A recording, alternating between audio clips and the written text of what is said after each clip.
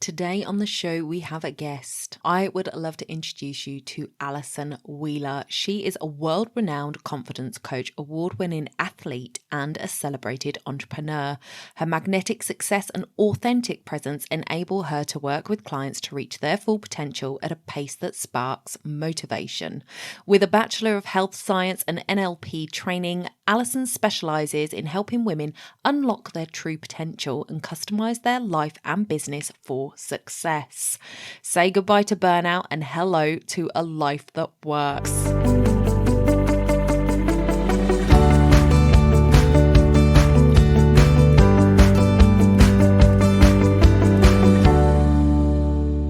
Welcome to the podcast, Alison. I'm so happy to have you here. Thank you so much for joining all the way from Australia. Oh, thank you, Donna, so much for having me.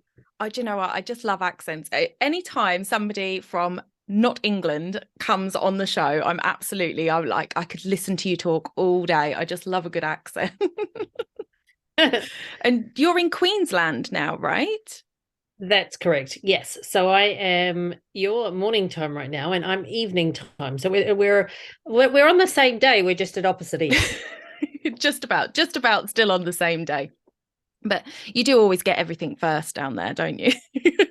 That's right. Exactly. We're in the future.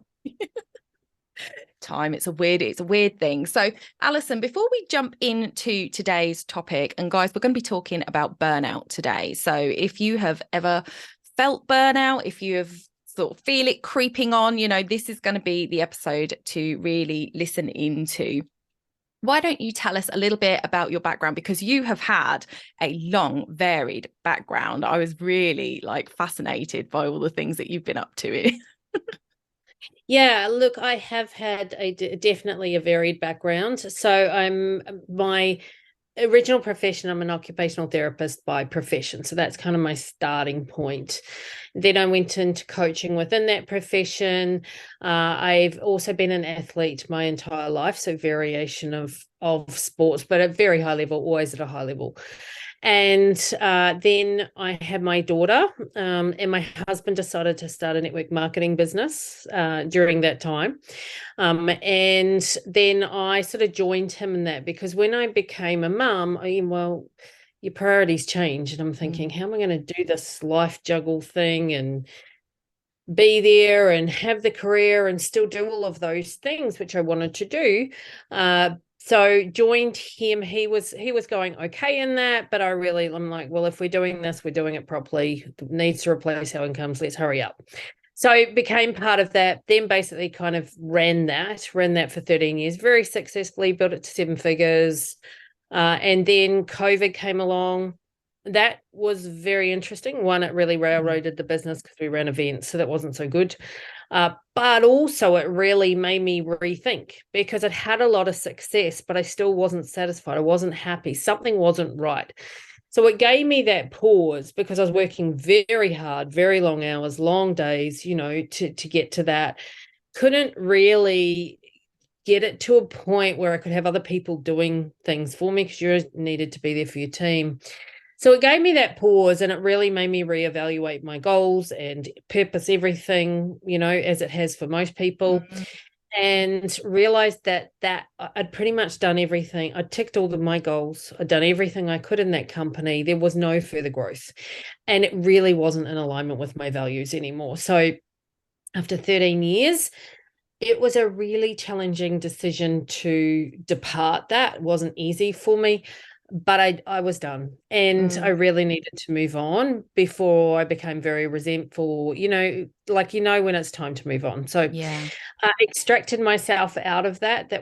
And then really reestablished myself back in business coaching again fully. Not that I've ever really stopped, but decided. And the thing I love about this iteration of my business, number whatever, I don't know, many, is it's all my own. So I'm 100% in control of how I build it, what it means to me. I've had the pleasure of partnering with Grant Cardone this time around to become a 10X coach as well. So, because I align with that philosophy. So, when I feel that the importance for me is to be able to express who I truly am, my values, and then help people to do that within their own business and their life. And I guess that's kind of where I've come to. In that process, through COVID, I wrote a book because it really helped me find my voice again, and because I felt really lost. So I wrote and published my book, which, by the way, if you've ever written a book, takes way longer than you think. Because too, it's really confronting, because it's your words on a page, like they're stuck there forever, can't undo them.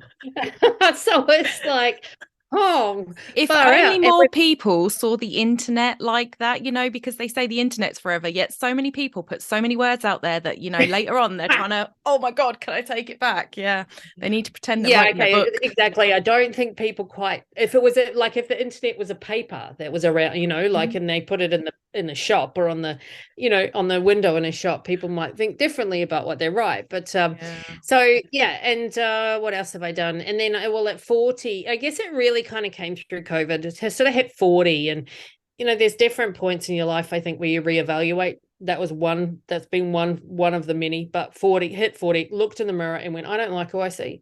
I don't like what I'm creating. I don't like the person I'm being, right? I'm cranky all the time. I'm tired. I'm working like a slave, it felt like anyway, or the modern day equivalent. Because I've never been a slave, so I don't really know what that's like. I can't imagine it, but, you know, the modern day equivalent of. And, you know, it was time to shake things up and turn things around, get my health on track, my life on track, put the time back into the relationships, which I'd neglected.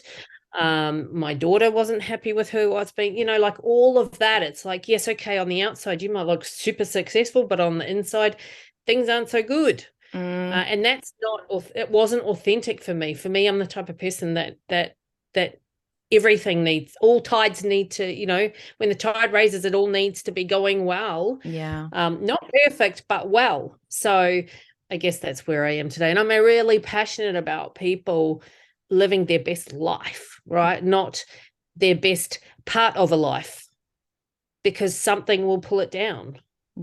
Yeah, it's a whole thing. And that's why, you know, I rebranded the podcast.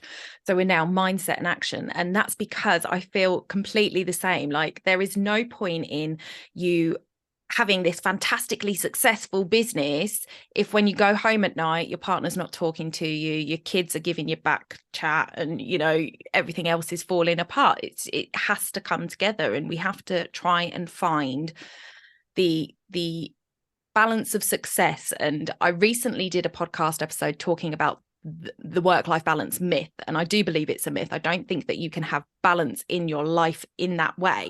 You have to prioritize. Well, I don't. It's for the overall thing, isn't it? You know, you balance this 100%. And that. But I think the reason I think balance is a myth, right? If you imagine a seesaw, when a seesaw is balanced, it's not moving. Now, in case anyone hasn't noticed, life moves at a pace. So when if you are trying to balance, it's like you're trying to hold your entire life in a standstill. Well, wake up and smell the roses. Life is never going to be at a standstill. It moves at 1,000,000 miles an hour. The closest we got was COVID. Yeah, well, exactly. So I think life is fluid, and I think it is, rather than us trying to strive and fight for this balance thing, it's like, what are the most important things for you, and do you have them in your life, right? Are you putting time into the most important things? And then what are you willing to give up? If you're going to add something out, if you're going to put something in, what are you willing to give up? Stinking thoughts, relationships. It could be a physical thing, right? Like, we bring more stuff into a perfect example. You bring more stuff into your house. You go to the shops, you buy more stuff. What, are you just going to keep filling your house up? No, eventually there's no room. You have to physically remove something to make space for something. It's the same in the context of literally everything. So I think when we strive, and I hear the words of someone say, I really need work-life balance, I'm thinking, well, do you, or are you just neglecting something that's super, super, super important to you, and that's weighing you down, right? Like, it's causing you grief because you're not putting the time and energy into that thing that is important to you. So there's this level of neglect, whether that's self, whether that's a relationship, whatever. Then we label it work-life balance, but then I think we're striving for something that is not actually a tangible thing to do because nothing is stagnant. Mm. And then too, right? Like if like in the morning you're one person and then in the afternoon I'm someone else. Like I'm that change, like you're changeable, and oh wow, I want this goal today. And then but then in 12 months time, I might want totally different goals because it's always evolving and you want it to always be evolving. Sometimes I see people too, Donna, they get so fixated on the vehicle to get there or the goal, and they don't realize that, like COVID, right? It changed the game, and it changed the game in a lot of businesses, and people were not fluid enough to go, okay, the goal is the thing, but I might need to completely change the way I operate to now get to that goal. Mm-hmm. So, and through that, I mean, I competed in bodybuilding throughout that time. So literally, I was prepping for a competition when I got a phone call from my coach to say, turn around from the gym, comp's cancelled. Now, when you're that close to competing, it's not as easy to do that, right? Like you literally just can't go home and eat. You've got to then try and step your way out of it and then had to try and maintain and adjust and do different things to be ready to compete again as soon as the time was that we could compete again. So, that ability that I had learned as an entrepreneur and as an athlete to be extremely fluid and extremely and able to change. Not that you don't. I was annoyed, right? Like she's like, turn around and don't go to the gym. I'm like, I'm going to the gym just to burn off the steam of the fact you just told me I can't compete. Right? Then I'll go home and eat. So, but it's not that you don't have emotions. It's just that you have fluidity. Yeah. I think that's so good because I'm actually so funny that we're really on the same wavelength here because I'm doing a talk next week at a networking event where I'm going to be talking about your vision versus your why and why your why is the most important thing, but the vision can change. So you talking about having the goals be one thing, but the vehicle to get you there is different. It's just singing my language, Alison. I love it. So we're going to be talking about burnout today, which I think is a really good topic leading on from this conversation, because a lot of people are trying to get that balance. And I said in my previous episode that, if you're giving 50% to work and 50% to home, nobody's getting 100% of you. And but people are trying. They're trying to give 100% to work. They want to reach those goals. They're trying to give 100% to their family because they know that they started their business so that they could be there for their family more. And there is this pull to the point where it kind of implodes or explodes sometimes, and they reach burnout. So what is burnout and how can it manifest? What sort of things are we looking out for? Yeah, look, and I think it can manifest differently for different people, but the key indicators to me that you're heading that way, I hear people, I've lost my mojo, right? I've lost my passion for what I'm doing. I'm bored. I can't get out of bed. I'm fatigued. I'm tired. My hormones are out. My iron levels are low. I'm cranky all the time, or, like it doesn't take much and you lose it, right? Or you just don't have, people say, I need a thicker skin. Well, no, you don't. Right, that you just become more and more intolerant. You've become more susceptible to getting sick. Like all those little indicators, and usually the indicators start off small, right? So they're just something where you start to get a bit of a sniffle, or like you notice, oh, I'm just kind of not shaking that off. It's unusual that I'm sick, or I'm really tired. I can't get out of bed.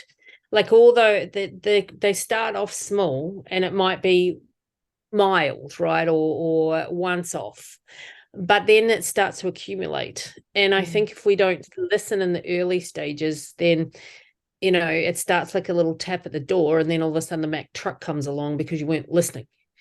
So then it's much louder. Like I've experienced burnout in my career, in my life, more than once, because I didn't get it. I didn't understand. So I replicated it.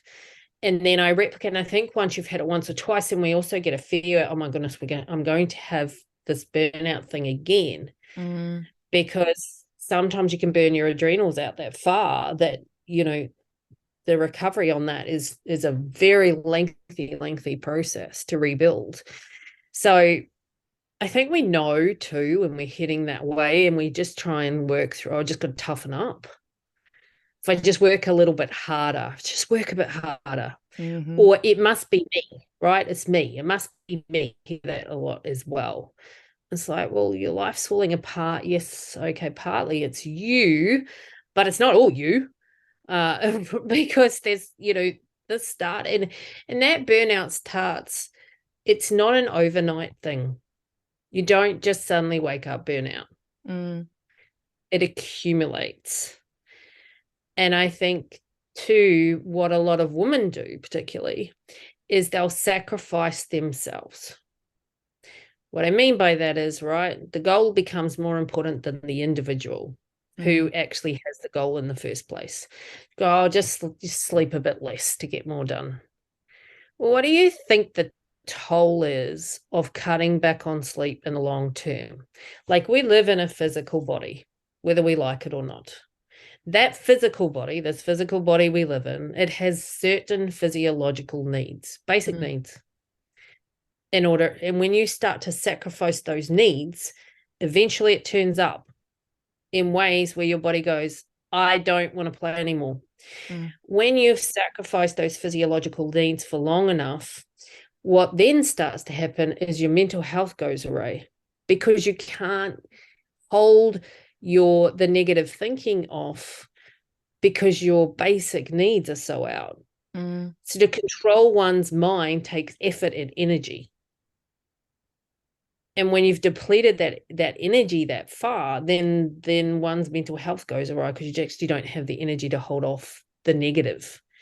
So then we have this physical issue that then becomes a mental health issue, and then combine those two things together, and it's not very pretty. True. That's when we have burnout, right? Yeah.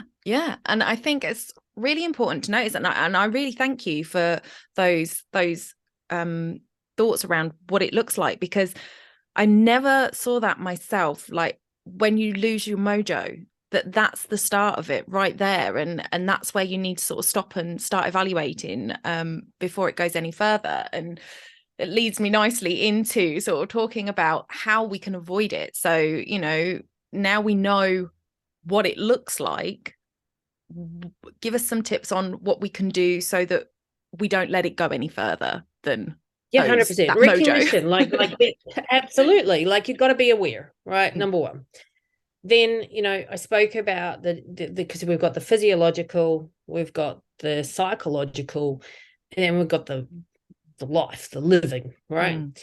They're different things. So I think when you, first and foremost, you have to be willing to change and not think it will be okay. Oh, it's just because I can hang on, right? I can hang on longer. No, you can't. Just pass this one more launch. Just get this one. Just get this one more, just a little bit longer. Just hang in there, right? So number one, I think you have to. It is sane to ask for help. You are not going to build your multiple 6-figure, 7-figure business by yourself. The sooner you realize that, the better. You need help. Now, it's not a failure to ask for help. It's not a failure to have help. It isn't. It becomes a failure when you don't. Yeah.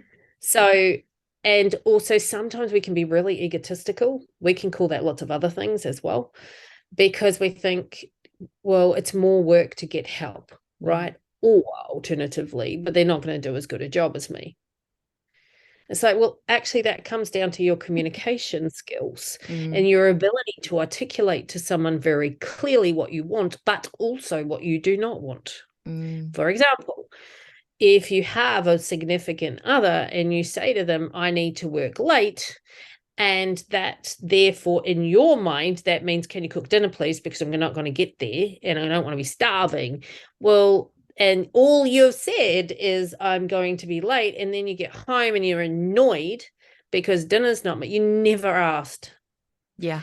That clarity to prevent burnout, you have to have clarity of communication. You also then ask very clearly for what you want when it comes to support and what you don't want, but also check in with the other person that they've understood it. And also that they have time in their world and their universe and their busy life to actually do it too. Because if they cannot commit to that in the time frame that you need, you might have to ask someone else. Yeah. Right? So ask for help. It's not a failure. Meet your basic needs. And if we bare bones it, right, we make it really simple. Get enough sleep, drink enough water, eat good food. And don't eat once a day. Eat regularly. You've got to balance sugar levels. There's so much research out there about the effects of imbalanced sugar levels and insulin, the effect of that on our mental health. I could go on, but I will not. You can Google all the research yourselves because there's heaps, right? So that's the basics of the physiological. And then, I mean, we could go beyond that, right? Like you also have sex as a physiological need. We do. So there's also that side as well. And I notice too, when women head further and further to burnout, that turns off. No interest. Really good sign that something's awry, right? Because it's a part of a physiological need. And it's as a part of an expression of self as well. So, another indicator. So you got your physiological needs, then your from a mental health perspective as well. So basic self-care. Now that does not mean you need to take 2 hours out and go and have a massage, because depending on your personality, that might drive you nuts. Yeah. Right. Like some people think going and getting for some people going and getting their hair done is self-care. For me, going and getting my hair done is an annoying inconvenience. It takes too long, right? So it's not like I like it when they clean it. Like I like the scalp massage, but the rest I'm like, can we be finished now? Because I got other stuff to do, right? So that for me isn't self-care, right? You've got to be aware of what that is. So for me, I would rather go and put my feet on the beach and look at the ocean for 5 minutes. That's self-care because I feel like I have space. So anything that creates space for you as an individual, as a person, is very important. Like you've got to get outside and have space. Know what that self-care is for you. You need to define success and self-care for you, because I think another part of burnout as well, Donna, is sometimes we're building success on someone else's definition. Yeah. For sure. Right? Not on our own. We haven't actually stopped to take the time to define what success is across each area of our life. Like I want to be healthy. Okay, what does that actually mean to you? I want to be successful. I want to succeed. Okay, what exactly does that look like for you? Because for you and I, it's different. For everybody, it's different. And it's okay that it's different for you. Yeah. Right? So define what self-care is for you.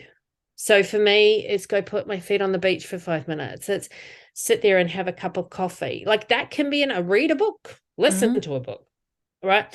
For me, it doesn't have to be big, long time out. It can just be those short things, and having that periodically placed throughout the day as it works better for me, right? You also need to know yourself as to are you better to have a block time where you do things like that, or are you better to periodically put it through your day? It just depends on you as an individual. Yeah. But those small things that can fill your cup. Breathing is an amazing thing. How often do we hold on to our breath, or we're breathing way out with our axillary muscles, right? 3 or 4 deep breaths can be an amazingly rejuvenating thing. It calms our system down, brings our cortisol levels down, all of those things which are important to prevent burnout. So from a business level as well, have massive goals. And the reason I say that, which seems contraindicating to burnout though, is because The reason that you want really big goals is because the more you bring those, like, you don't want to bring the goal down. The more you make the goal smaller, the more you make you smaller. And when you make you smaller, burnout kicks in harder, right? Like, we want to keep ourselves expansive. We want to keep ourselves feeling like we have space. So keep the goal big, because that's where motivation comes from, right? When that goal is big enough, but across your life, not just in one thing. Because, yeah, okay, having more money makes a massive difference to your life, but money is not the be all and end all of life. Like, it needs to be for something, like that bigger purpose. So keep the things in your life that are very, very valuable to you and important to you. Like, if you are sacrificing your family for your business, you will reach burnout. Guaranteed, because it will wear on you every single day that you're not attending to your family. So somehow you need to figure out how you can put quality time in with your family. When can they get the best of you? Not the worst of you, the best of you, right? When can you give you the best of you? How are you going to make sure that you are being the best of you? What practices do you need in your life to give you the best of you? Yeah. Right. And living off coffee and living off, a meal a day of whatever sugary things people like, those things, they're indicators something's out, right? Like, I know if I start drinking too much coffee, I'm heading towards burnout. Like, it's like, okay, hold on a second. What are you like, you are off the rails. What are you missing? Right. And it's not like you will resolve this forever and it'll never come up. No, you'll set another goal. Right. And then all of a sudden you're going through it all over again to try and manage this new thing. As we reach into new areas, you will likely face it again in a different way. Yeah. But with knowledge, you don't have to end up in burnout itself. Like, you can just kind of go, whoa, hold on. I'm off center here. Let me figure this thing out. What's out of place? What's out of whack? Where do I need to put my time? Yeah, it's so true. I think that a lot of us, we go to burnout and then we crash and we think, oh, this was the wrong thing for me to be doing. I obviously can't handle it. I need to do something else. And we go and we change what we're doing. And I heard somebody say something the other day on a webinar I was listening to, where she said, the problem with people who have like a failed launch at something is they think that it's the product that's the problem. And they haven't tried tweaking anything. They haven't looked at their data. They haven't seen where people were falling off. And it could just be a tweak on the sales page that could make all the difference. And I think almost the same thing happens with us as people. When we burn out, we think, this life is obviously not for me. I need to change everything. And it's not everything that needs to change. It could just be a tweak. It's amazing. And most often it is just a tweak. But that's where, when we get so fixated on the vehicle, we can't tweak it, because we think it's our identity. No, business is a vehicle. Period. End of story. Yeah. Right. And you need to be able to tweak it regularly. But your life is the same. You need to be able to tweak. Like, you need to be able to change things.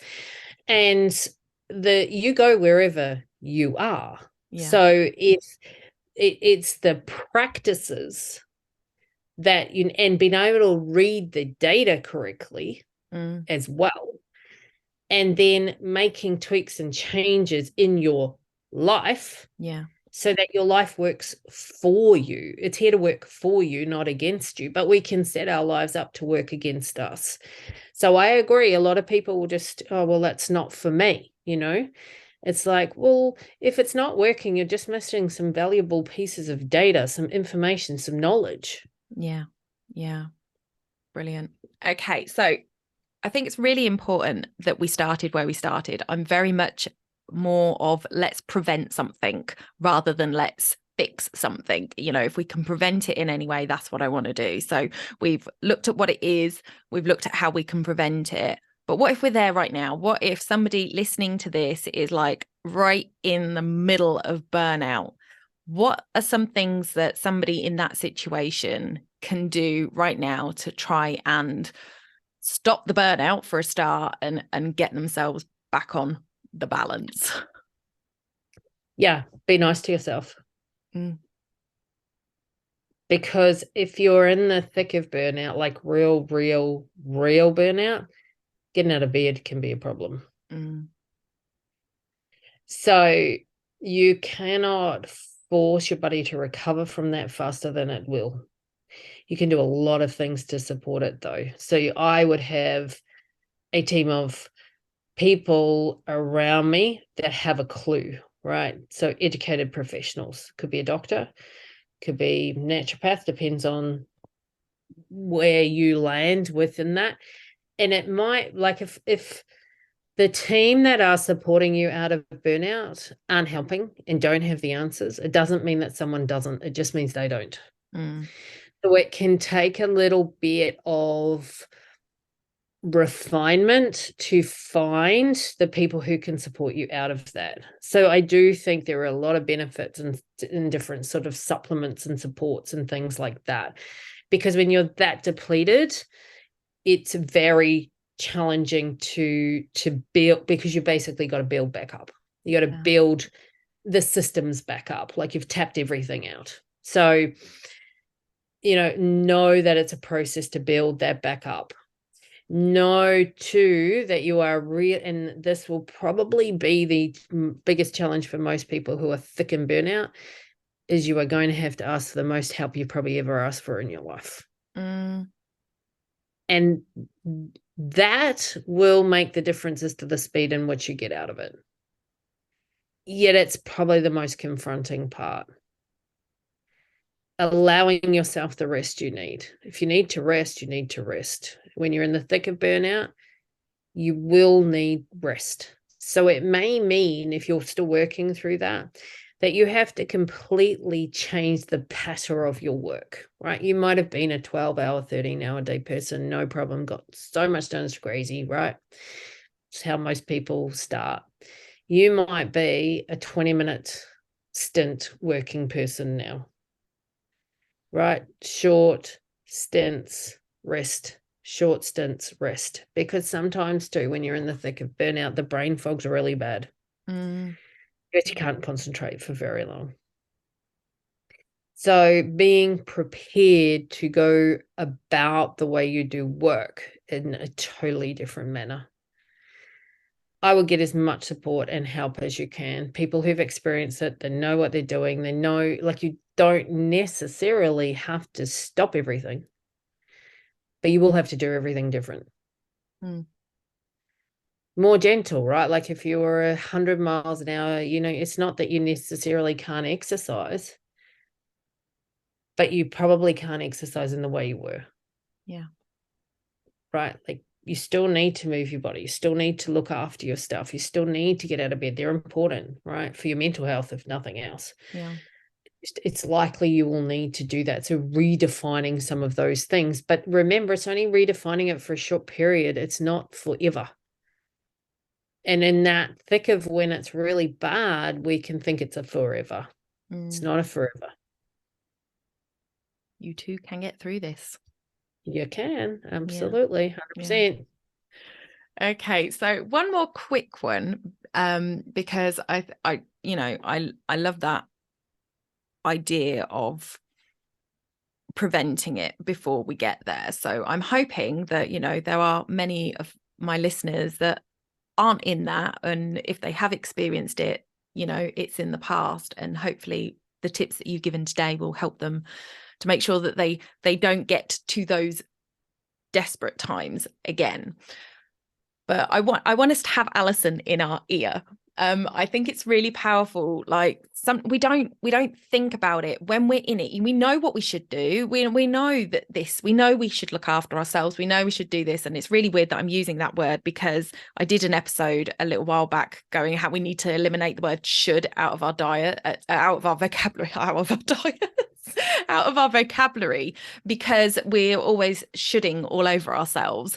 And I would love to know what you would say to somebody, what you want them to hear in that moment where they're going, but I've got loads of work to do. I should be at my desk working, when they're spending time with their family and they're feeling guilty about it because they've got a deadline at work, or, you know, they're taking 5 minutes to read that book and drink that coffee and have that me time. But they're like, you know, their brain is just going, I should be at work. I should be at work. I should be working. What can we hear Alison say in our ears to help us go, no, hang on, it's okay. Yeah, talk to the voice in your head. It's not you. Mm. Tell it to back off. Thank you very much for your input. Like literally talk at it. Because when it's talking to you, it's not you. When it's talking to you, it has control. When you talk at it, you have control.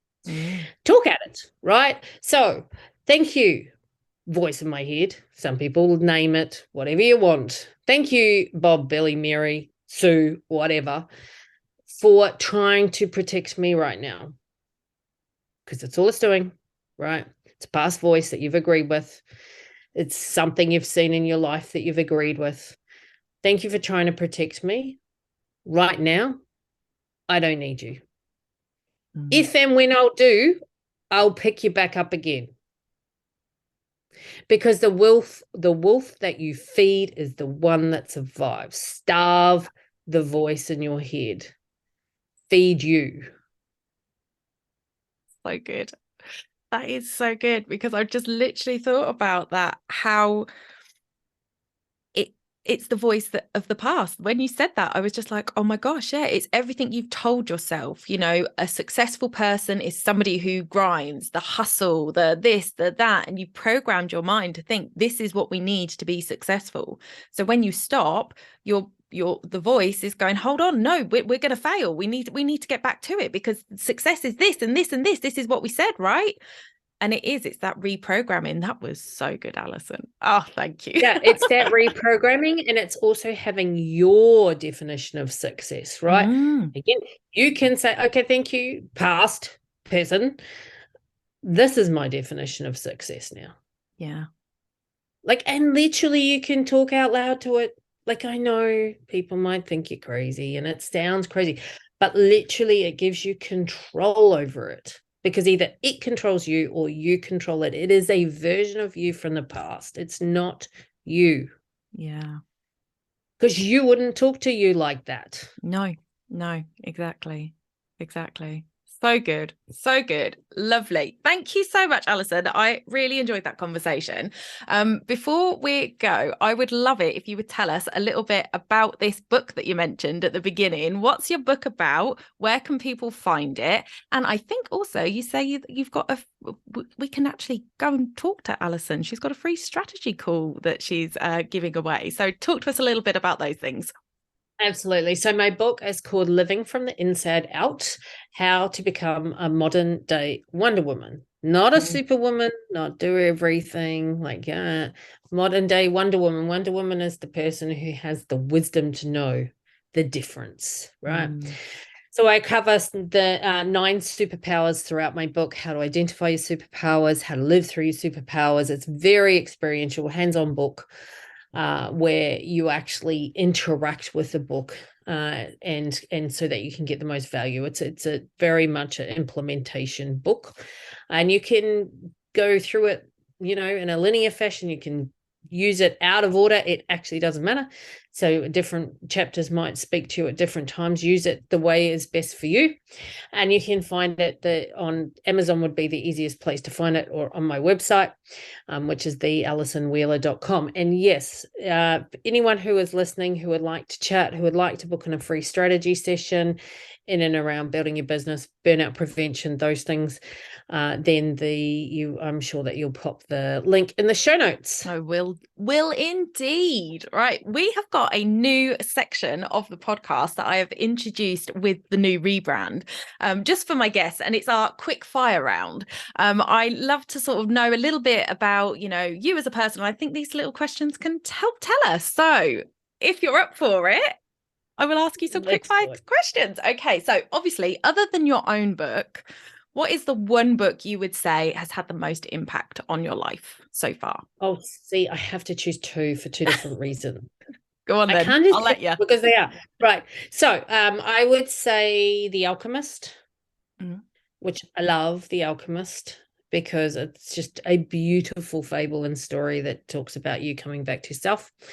It's a brilliant book. And then the 10X Rule by Grant Cardone. So those would be the two books that have really shaped my life. Fabulous. Okay. And what is your go-to snack when you're in a hurry? I would probably make a protein shake.